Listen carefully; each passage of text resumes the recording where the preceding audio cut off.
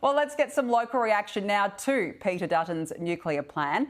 Now, the planned Tarong and Collide power plants are both in coalition-held electorates, and that includes the Queensland seat of Flynn, which is held by Nationals MP Colin Boyce. And Colin Boyce joins me now. Thank you so much for joining us. Firstly, do you support a nuclear reactor in your seat? Absolutely. We've got to have nuclear power.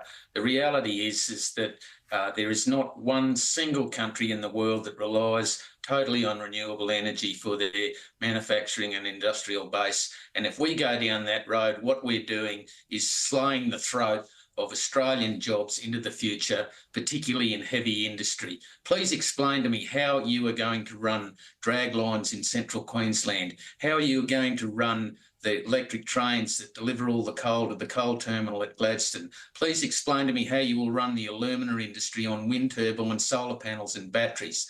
These forms of energy production are reliant on the weather, and when the sun doesn't shine and the wind doesn't blow, it doesn't produce any electricity, and therefore all of those big industries and businesses will fail. Yeah, spot on. What's been the reaction to this nuclear plan in the electorate? Are locals supportive of having a plant there? And what percentage would you say of the community actually want this? Look, I think the community support is very positive. It's early days, obviously. We have had widespread community consultation in the last several months, holding several community forums on the issue. I've met with local councils, including Gladstone Council, Banana Council, and members of Rockhampton Council about the issue. The overwhelming response is positive. People in these electorates, such as mine, who are basically the big economic engine room generators for the Australian economy, are a little bit energy savvy more than most Australians. They understand that they need reliable power, otherwise they don't have jobs. No, well, that's it. That is the scary part here. Now, both the Labor state government and also the LNP opposition up in Queensland have said no to nuclear.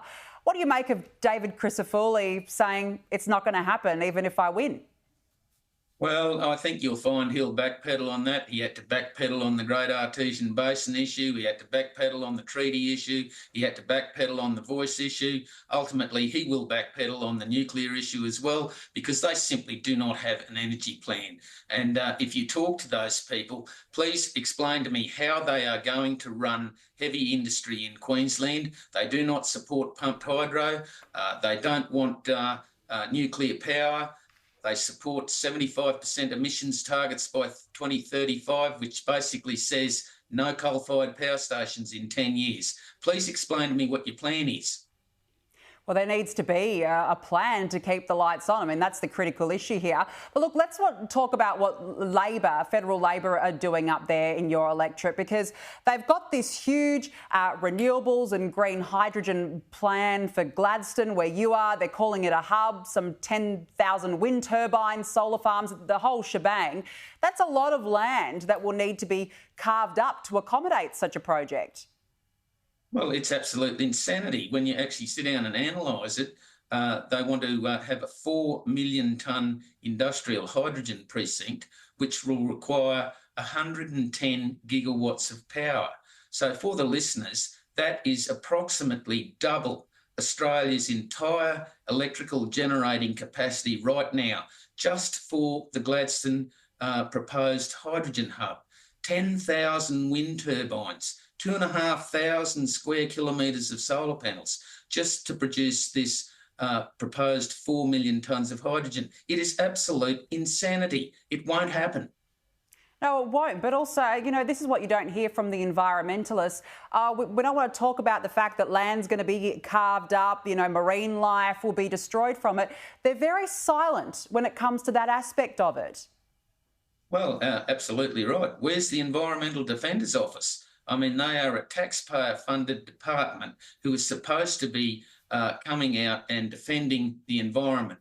And what we're seeing from the wind turbine companies is the fragmentation of the last big stands of remnant vegetation up and down the Great Dividing Range in Queensland.